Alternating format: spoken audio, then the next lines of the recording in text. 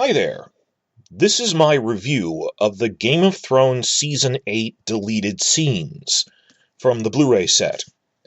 If you're new to my channel, I actually already made extensive analysis videos on these 2 or 3 weeks ago, because reports were coming out about the Season 8 scripts, pointing out what appeared to be deleted script scenes that weren't actually in it, and then when we got a list of the Blu-ray content saying the titles of these deleted scenes, they largely matched up with those. So there weren't huge surprises in this.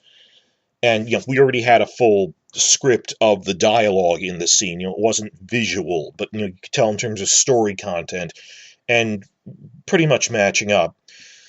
Because of that, 2 or 3 weeks ago, I already made a series of long-form analysis videos based on those script reports, just deleted scenes, even more deleted scenes, and deleted story arcs, talking about all this, because we got this in advance. So please check out the longer videos after this if you're new to my channel here, because it's more than just what appears on screen in these deleted scenes that were released. It's the stuff they didn't release. That here we got one Alice Karstark scene when we know 2 or 3 others were in the script and probably filmed. And it's more me talking about the story arc impact of all of this. So those are going to be linked below in the description box if you want more details about stuff that they were trying to put in that isn't. Some of them we know were filmed, some were at least scripted, and those will be linked at the end of this too. Well, having just watched these 5 deleted scenes, this is more of an addendum, a follow-up to those other ones, because they're pretty much what matched. I watched them to see, okay, acted out visually, what are they like? How did they turn out in live action? And actually, 4 out of 5 of them played out exactly as they were scripted and tonally pretty much what you'd expect. So I don't need to repeat a lot of content I already said in the other videos. The Alice Karstark death scene plays out pretty much as scripted. There's only so much meaning you can read into her making a scared face visually that, I pretty much could tell from the script they were doing that. So the earlier videos are covering that, but the one that really surprised me, that I did not anticipate this if you did watch the earlier videos, when the first one was called Soup in the Trenches, I assumed that was about Fergus, who it says in the second one, Fergus and Davos, who's the guy who's getting soup from Davos. So I thought it was 2 Fergus scenes. Actually, the first one has nothing to do with him, and it's really a fairly extensive Daenerys and Jon Snow deleted scene that I was not anticipating before I opened up these deleted scenes here. So I'm going to break down that one first. It's also the first deleted scene in the set, conveniently. And that's new material to cover that I haven't covered in the script reports yet. And then I'm going to more quickly go through the remaining 4 that we already had scripts for. The dialogue we already knew about. It matches the reports we got before. Just telling you, well, how did the actors play it? They direct the actors to do it, obviously. Sometimes they're too goofy. Sometimes they're too stern. Or just visually, what were they trying to do with this? It's strange. But the first one is the most significant one. Now, key point is I'm not going to upload these deleted scenes to my channel because I don't want to get too many copyright strikes, and moreover, they're pretty easy to find. This isn't some obscure interview or writer commentary track where they give behind-the-scenes info. Everyone loads up the deleted scenes. If you want to watch them, the one I recommend is the Red Team Review. Just posted up a full set of these Season 8 deleted scenes. So I'll link directly to his version in my description box below. But more important than just seeing the moving images and sounds of these actors in the deleted scene is analyzing what the heck were they trying to achieve with this? Where did it fit in? Why was this cut? Why was it even put in the first place? And the meta sense of, well, what we've been finding out, it was a mistake to try to put this many story arcs into a season this short. That this was too short of a season. Why did you seriously think you could put this many things into it? Stuff I talk a lot more about in the other video, and I'll bring up again here briefly. So it's not just, oh yeah, I saw it, that was cool, but breaking down the wider implications of these deleted scenes, what they were trying to do, and it does not reflect well on them, but I'll get through that. So to start with, conveniently, the first one is also the big new one we didn't know about with Jon and Daenerys, so covering this extensively. It's when Jon and Daenerys are walking around Winterfell, and from the battlements, Varys, Tyrion, and Davos are discussing them. Well, then the camera would cut to following Jon and Daenerys as they're walking around the trenches surveying everything. And a young boy brings a bucket of soup around to the Northerners and Unsullied who are digging defensive trenches. And when Daenerys comes by, the Unsullied in the area all snap to attention and stop what they're doing. The Northerners do not. They just keep digging and are just, why are the Unsullied stopping? And they seem mildly annoyed at the disruption. Then they all turn back to work. And there's no dialogue whatsoever, of course. It's just, there's two halves to the deleted scene. The first part where they all snap to attention and then the Northerners give her the cold shoulder, it's really showing off Amelia's reaction with her facial muscles. That she cycles through a couple of expressions really quickly because they love showing that off. And with this mildly annoyed look on her face that they didn't snap to attention along with the Unsullied. And it's really redundant with a couple of other cold shoulder scenes they gave when she was in Winterfell, when she rode in. And no, this isn't a story arc. Why would they be this disrespectful, and why would this surprise her, for that matter, when Jon said, they don't know you, you're this foreign queen, you have to earn their trust. And even if, okay, they don't know me as a foreign queen, why would this somehow be enough to literally drive Daenerys into isolation and paranoia? To explain, oh, this is why she went insane, no one loves her in Westeros. I've said this repeatedly in other videos, even major reviews like Lindsay Ellis has said this, you're trying to depict that she's isolated because the North doesn't like her, when they logically wouldn't, even when we're getting reports that the Iron Islands and Dorne have openly declared for her, when Yara Greyjoy is still a fervent supporter of her. That doesn't make sense. This is contrived.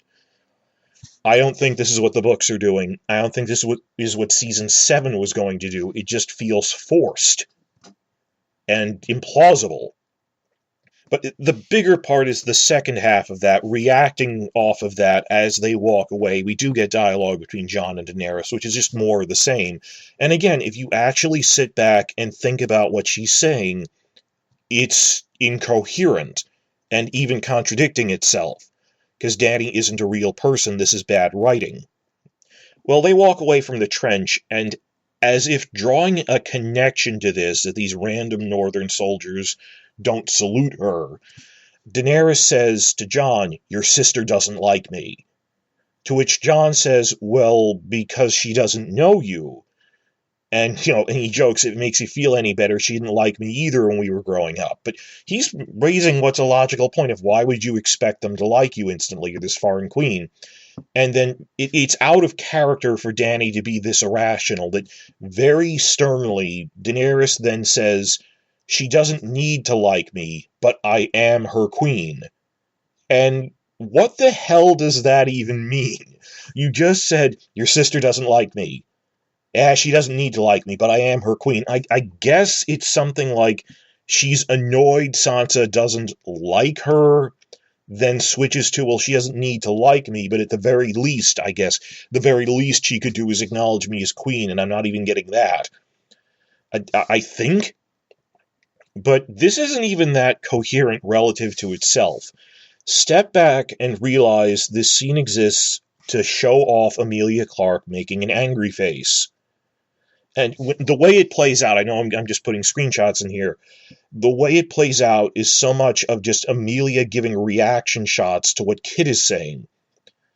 And I gotta tell you, it's weird coming back to the show after all these months, I mean, the visual experience of their non-existent cinematography style, of they don't have wide shots or camera movement, and they said this in the DVD commentary, we are trying to show off the actors' faces, to make scenes that have no camera motion, no framing or anything to use visual language. It's tight close-ups of the actors' faces taking up the screen. And having been watching normal TV for 3 months, it's jarring to get back into that of they shouldn't be just having close-up vanity shots of the actors like this all the time. The analogy is it's like tunnel vision of we should be seeing the world around them more than this. But you've heard me yell about this in other videos if you haven't. It just and you expect to get meaning from that. It's just Amelia was told to make an emotive face, and you can't read complex dialogue into that. They think they can. Like in the scripts, there'll be all these paragraph-long descriptions of their mental states, which, no matter how much you watch the visual part, you can't understand that without the script. Because you've seen this on YouTube. Two people watch the same Amelia Clarke face and have two different interpretations. Neither one we can prove is objectively correct. What objectively is happening is whatever they told her in the script, which is physically impossible to convey without dialogue. But I've ranted about this in other videos. In the longer videos, I talk about this a lot more. Don't try to discuss this in the comments in terms of, well, this is what Daenerys wants, or Sansa. Daenerys and Sansa aren't real people. And good fiction writing writes these fictional characters as if they're doing coherent things. Dany and Sansa aren't real. This is just bad, incoherent writing, and you can't headcanon a coherent message out of it. The showrunners are randomly maneuvering the actors around into big emotive scenes to show them off. And either way, this specific scene is redundant with several other scenes of basically the same thing leading up to the battle, that they're showing the Northerners not trusting this person they don't know, fair enough, and then just contrived claiming this is enough to drive Daenerys insane. Even as most of the realm is declaring for her, and there should be dozens of lords interacting with her. Well, because it sets up these amazing shots of Amelia's face. Look at the framing and the camera work. This is vanity shots. So the running trend throughout the last few seasons, and particularly season 8, that yelled out in the other stuff, these are exactly the same problems that kept coming up. It is ridiculous that they tried to shoehorn this, and I will say it. I don't think Daenerys turns evil in the books, nor do I think they were even intending that when they were making Season 7, because they talk about abandoned story arcs, like her pregnancy story arc, Cersei's pregnancy story arc, and I think they rewrote it at the last minute because they thought Dany going crazy would be a meaty role for Amelia Clarke to act out and win them an Emmy Award. I really think that just like any other thing that happened in this show, like the Sansa rape, like Stannis, like Dorne, they just want to show off their actors, and they consider heavy emoting, like contorting her face into this angry face, is great writing, even if it's destroying her character arc. So this is just one deleted scene. It's redundant with all this other craziness of, let's have Dany being really upset for no reason. Let's have Sansa betraying people for no reason. This is just bad awards baiting. So that was the one big new deleted scene from Season 8 that we didn't know about already, this Jon and Daenerys scene. And it's easy to see why they cut it out. Simply because it was redundant and repetitive with a lot of other scenes in Season 8, which made just as little sense.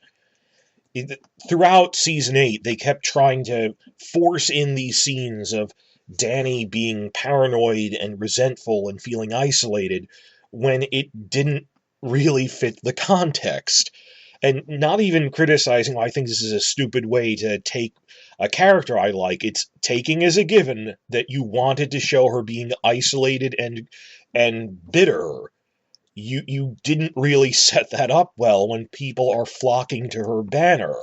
That this doesn't make sense, and just recognize they were trying to push the actress into a position to give a great angry performance. So this scene simply overlaps with a lot of similar, just as stupid scenes from across the season. It adds or subtracts nothing. It was really cut purely for time, it seems, because of being repetitive with these other things. That's more an issue with season 8 as a whole. Now on to the other 4 deleted scenes, which this'll go a lot quicker because these are all things we got descriptions for already, most cases down to the level of dialogue. So check out my longer video on the deleted story arcs and deleted scenes. I cover more of the impact of all this. I'm just going over here, what is it like the way they play out visually? So racing through this, Davos and Fergus, I talk about in the deleted story arcs thing that turns out Fergus had an entire deleted subplot across season 8. He was going to have this big death scene during the Long Night battle, fighting side by side with Arya and Davos, and their time management is so non-existent that it wasn't even filmed. And there might have been other setup, I'm not sure. It's how many story arcs did you seriously think you could cram into this? And this isn't normal. It's not just, hey, it's TV is sloppy for something of this scale. You got to give them credit. No, this isn't normal, and it's been a problem for years with, like, cramming Dorne into season 5 as they were filming it. 40-minute subplot there, or the Battle of the Bastards stuff, where they thought it would take 3 times less to film than it actually did, and they just were not taking no for an answer, even when the director was telling them, for God's sake, this won't take 2 weeks, it'll take 6 weeks. So just all these storylines with Fergus, with Alice Karstark, they could not fit into this. Well, what did we actually get? More might have been filmed. The death scene wasn't filmed. Some setup might have been filmed. But what we actually get in the set here is it's not even a deleted scene so much as it's just alternate takes, it's alternate camera angles. An early rough cut of the same scene where some of the camera shots are different, that like a side shot of both Davos and Fergus, where the final version used a forward shot of one and then the other, or a shot of Gilly that wasn't in the final version, or a different angle of the crowd. Just different camera work. There's nothing really make it worthwhile. I had to go back and check side by side. There's like one line of dialogue slightly different where there's a joke that they interject where when Davos says, I've gone years without getting near a fight, but then I survived the Battle of the Bastards. In the deleted scene, Fergus interjects, well, I survived years without being in a battle. How many years? And Davos goes, never you mind that. It's like a one-off joke that I'm not even sure why they didn't keep that in. It was so short, it didn't change anything. So it's just different camera work of the same thing. And like I said, when I'm not loading these up, you can find them online. And if you watched this cold, you wouldn't realize, oh, Fergus was supposed to be this major recurring character with a huge death scene and all of this stuff they planned but could never realistically film. So the full video covers this a lot more with these other scripted things they were doing with him. Related to Scene 2 is deleted Scene 3, Alice Karstark's death scene. Now, from the script video, I talk about this a lot in the deleted story arcs video, they scripted and probably filmed a lot of Alice Karstark scenes for Season 8. Of her arriving at Winterfell, some of which is in there, but they cut the dialogue out. Of her at the War Council scene, there was going to be this big moment where at the War Council, which she is in the final version, that she doesn't talk, in the deleted parts from the script, that she was going to have this thing where she volunteers to go and defend Bran to restore the honor of the Karstarks who had rebelled against the Starks. We don't get that in this set, though I'm pretty sure they must have filmed it, because it was just dialogue, and she was on set, and they edit it down, but like she's standing behind Theon in such a way it seems like she's about to say something. But okay, the only thing we get in this set is the death scene itself. And all those other setup scenes, look in the deleted story arcs video for more on that, because of the material we found. But of this scene itself, don't have to spend much time on this. It plays out pretty much as it was scripted in the earlier report, which is to say, nonsensically. I mean, even like, I just saw a review today from winteriscoming.net pointing out this makes no sense and is the kind of non-logic you would find in a horror movie. That there's no dialogue in it. It's just after the whites penetrate the walls of Winterfell, the Godswood is a couple acres of woods, so they can hear them coming through the woods, but they can't. But they're on the far side of the woods. They're in the middle, near the heart tree. So Alice and Theon silently nod at each other, and Alice advances into the woods with her Karstark archers to try to hunt the whites. Then she sees one ahead, then the camera turns, you realize she's surrounded, it's an ambush, and the whites rush them, and you don't even see much of what happens. You don't actually see the moment of Alice's death, if she indeed dies. That she gets knocked down running into a white, it's not clearly shown. Then, I think you can guess, the whole scene then, the camera then cuts back to Theon, and Alice's death plays off of the worried look on Alfie Allen's face. That we don't see a big Alice Karstark death scene. That's kind of a misnomer. That it cuts back to Theon as you hear her screams and showing off Alfie Allen reacting non-verbally to her dying, and just, wow, these performances and these faces. And it's cheap and just showing off Alfie again, like why we got so many Reek torture scenes. There is no TV universe canon anymore, so who's to say if she's definitively dead or not? It doesn't matter.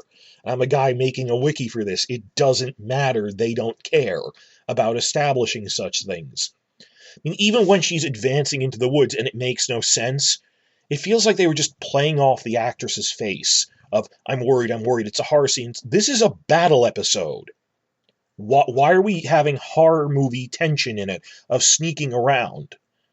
Like, for all their talk about, hyping for months, this is going to be the biggest TV battle in history, it wasn't a battle for a lot of it. A lot of it was like Arya sneaking around in the library using cheap horror cliches. Similarly, Alice Karstark, when you see it play out visually, it's slow and playing off the horror of her being in the woods and surrounded. And why didn't she just stay near Bran? The horror movie thing of let's split up. It's why? They're not there to hunt whites. It's not even that they're there to defend Bran. They are there to use Bran as a lure and defend him. They know the whites will be coming to them. They are in the Godswood to defend Bran from a human wave attack that they are planning on coming because they're luring them in. And she just walks away. So I don't know why this was cut. I think it was cut because someone pointed out how stupid it is. Again, even like mainstream news sites like winteriscoming.net were pointing out this is a really goofy scene. It makes no sense to a general viewer. Just in plot logic, one of many problems throughout the battle. And we could have had her restoring the honor of House Karstark by just taking a stab to the neck while she's defending Bran mere feet away from him. And that would have been beautiful. If she gives this little speech, like 5 seconds at the War Council, I will restore our honor and loyalty to the Starks by fighting to defend Bran, and then just having a white kill her in front of Theon. No, we had to have this horror movie thing of her walking away for no reason. It made no sense, and I miss getting those other scenes, because damn it, this actress had real dialogue in the script. And in the aired Season 8 material we have, that is all the aired episodes plus this deleted scene, we still don't have any Season 8 material of Alice Karstark giving a single line of dialogue. That's shorting the actress. So it's goofy. I really hope someone didn't just cut it for time, but because this is ridiculous, and I'm not the only one saying it's ridiculous as other people see it. But we've been reacting to this, and it plays out as it did in the original script report by Kim Renfro. And everyone who saw that report for the past few weeks has been going, this scene makes no sense. And it's somehow more insulting to see it play out visually, though, that you're shouting at the screen, why are you leaving? Why are you going into the woods? The whites are coming to you. So that was stupid. Scene 4 out of 5. Tyrion and Sansa in the crypts trapped with the Whites. Again, plays out pretty much as scripted. It's actually pretty short. That we think they intended to do more than this. We're not really sure. That what they actually put in isn't much. There's actually two parts to it. The first part is just a few bits added to the original sequence. Now, I had to go back to check this, that because it was so nonsensical and so much chaos going so fast in the aired version of the Long Night Battle that you kind of lost track of things. If you go back and rewatch the crypt scenes from the aired version, you'll find a supercut on YouTube. There's points when Tyrion and Sansa just teleport around without any reason. That there's this big final shot of them hiding behind a tomb. And you think, are they getting ready to make a last stand? What's going on here? Then, in the aired version, a few minutes later, like it cuts to Theon, then when it cuts back, suddenly they're behind a different tomb with a lot of other people, including Varys, and Tyrion is shooting Varys a worried look. And this is in the deleted scene just to make it coherent, but it's an extension of Varys giving the worried look was in the aired version. So the only added bits to that first part are, instead of Tyrion just teleporting from behind one tomb to another, you actually have like 3 seconds of brief shots of Sansa and Tyrion rushing and darting between different alcoves to get to the point where Varys is. It's brief, it's just to explain, wait a minute, how did they get from point A to point B? And it's one of those things of, why would you cut this if you filmed it? The way you edited it makes no sense in the aired version of suddenly they're near Varys. Why would you take out the maybe 5 seconds it took to show them just in motion to establish they're moving to a different part of the tombs? So that was just bad editing all around. There's no real excuse for that. It's not action. It's not ninja sneaking. It's just, why wouldn't we show them leaving to get to Varys? The second part is the real deleted scene, the core of this, which actually doesn't focus on Sansa and Tyrion at all, but on Missandei and Gilly. That it's at a different point in the tombs. They've run away from the main group. The Whites are still chasing after them. There's dead people everywhere they killed. And there's dead people who are Whites too. I mean, there's slain people all around. And you see some good acting from Missandei. They're just hiding and crying and hoping they don't notice her, trying to stay silent. And next to her is Gilly with her son Little Sam, who starts crying, and she muffles him, but they can still hear his muffled cry, so the Whites turn to start advancing on them. And then just at the last minute, as they're about to strike, they fall down, and from behind them, you see Tyrion and Sansa standing there. It is not much of an action scene, and I'm left openly confused why Sophie Turner, in the behind-the-scenes stuff from months ago, got so hyped up about, it was my first and only action scene, that you never see her swinging her arm. Her arm doesn't move at all to stab the Whites, and the scene is unfinished, though. So maybe that they were intending to put in another camera angle of showing her stabbing. I don't know. It was short. There aren't sound effects in it. So keeping that in mind, this was supposed to be longer. It's still a case of, why didn't we get a full version of this? This is just a rough cut, you understand, of a bigger thing we should have gotten. And I gotta tell you, this is a horror movie cliche of crying, upset child that you can't quiet when the monster is coming, like that movie, A Quiet Place. But, it's a cliche for a reason. It's upsetting when, something is happening to a child and you can't comfort them. So this was a good Gilly and Little Sam scene. It is good. It just reminds me of, you shorted this whole sequence to make an Arya library sneaking scene. That's the conclusion you should draw from this. And the other thing is, the second half is clearly half finished, that at the beginning of it, you can clearly hear a director shouting, action. And fine, they've had, it's a deleted scene, it's unfinished, that the Whites in it are wearing green screen patches where they'll later add in skeleton and bone and stuff. Which, fine, this is behind the scenes, it's not the full version. I'm using my imagination on that part, knowing more was intended. But you can still see the Crypt White costumes, which are incredibly detailed because they're supposed to be centuries old and look like mummies.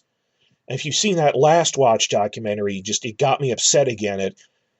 The Gowers, the husband and wife team that made the Crypt White stuff, they run the prosthetics department, they spent months slaving over those Crypt White costumes. And the entire sequence turned out to be a joke. Yeah, we all laughed at Peter Dinklage going, it makes no sense for the women and children to be hiding where there's dead bodies when the White Walkers can raise the dead. But think of the human cost in all of this, that they screwed over their entire production department, who put months of effort into these high-quality costumes that went to waste and just became a laughingstock. They didn't deserve that. So just trying to picture this rough-cut video of what it could have been had they given it a full 5-10 minutes, actually devoted attention to it and build up. It's genuine emotion when you see Gilly trying to hush little Sam, that they're frightened and the Whites are coming for them and she can't make him stop crying. Good stuff. And no, we needed more Ninja Arya stuff.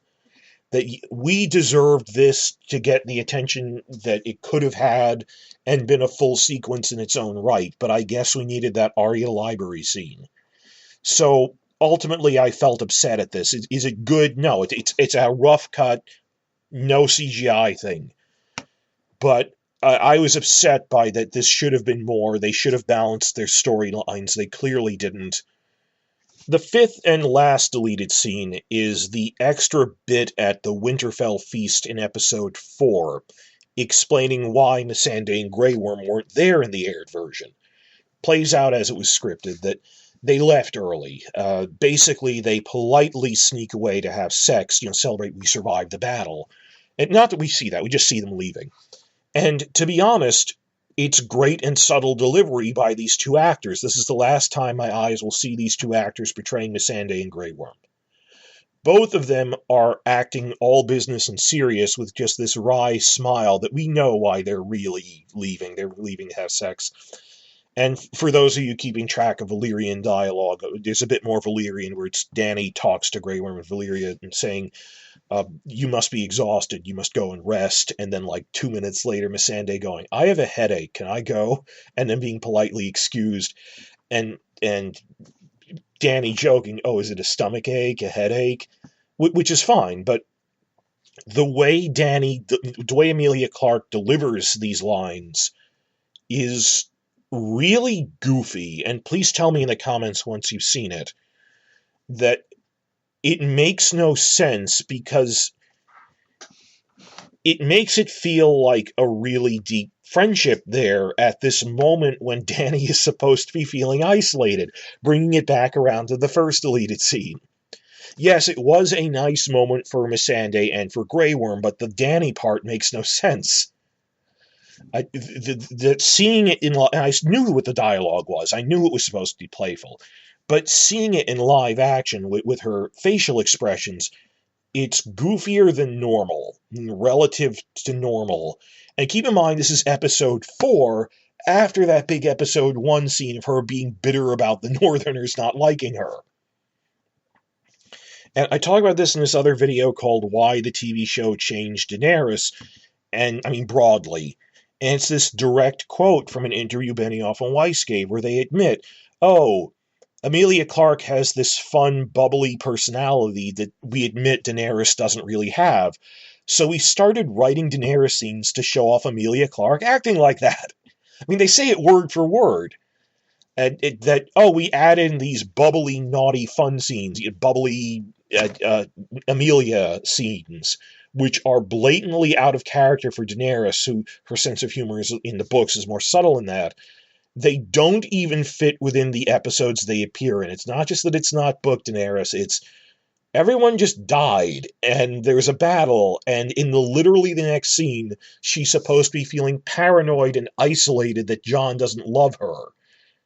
It makes no sense for such a happy scene to be here of Dany goofing around.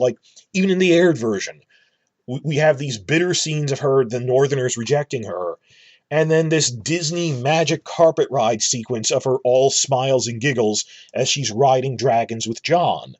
that the total discord and disconnect tonally between these scenes, the tonal disconnect, they don't realize. They don't film in sequence. They just go, wow, this is another fun Amelia Clark scene. So that's it. It's just exemplifying we are showing off Amelia Clark. And it's a good scene for Missandei and Grey Worm and the way those actors play it. And even as scripted, it's not even the worst Daenerys scripted lines. It's the way they make her play it of utterly bubbly. And in the comments, contrast this with the first one of you're just randomly maneuvering actors around. Like same thing with Lena Headey, where one episode Cersei's a wicked queen randomly killing Missandei, the next she's a loving mother, because they're showing off the actors. So these deleted scenes, they don't add anything. Their mere existence isn't, wow, you were right to cut this. It's, you should have done more with a lot of this, or they're systematic mistakes. So, wrapping up here, going over all these, I hope you didn't just watch the deleted scenes and go, that was interesting, or, wow, that was a little weird. That you don't just see the trees, but the forest behind it. Look at the pattern of all this, that these weren't isolated mistakes, but symptoms of a consistent pattern of problems that and goof-ups that Benioff and Weiss kept making in terms of time management, of characterization, of plot logic. There's nothing new here that surprises us. It's just more of, yeah, we knew you were doing crazy stuff like this.